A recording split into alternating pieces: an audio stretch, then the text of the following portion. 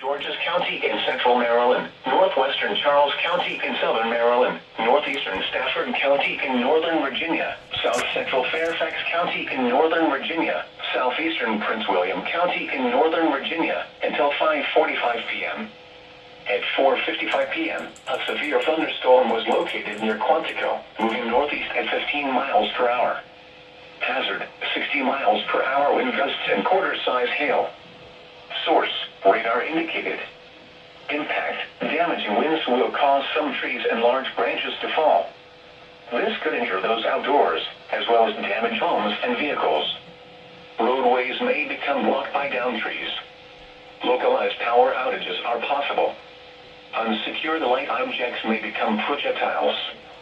Locations impacted include Stafford, Gale City, Fort Belvoir, Woodbridge, Quantico, Potomac Creek, Aquia Creek, Lake Ridge, Montclair, Lorton, Triangle, Dumfries, Cherry Hill, Accokeek, Independent Hill, Bryan's Road, Mason Neck, Potomac Heights, Occoquan, and Garrisonville.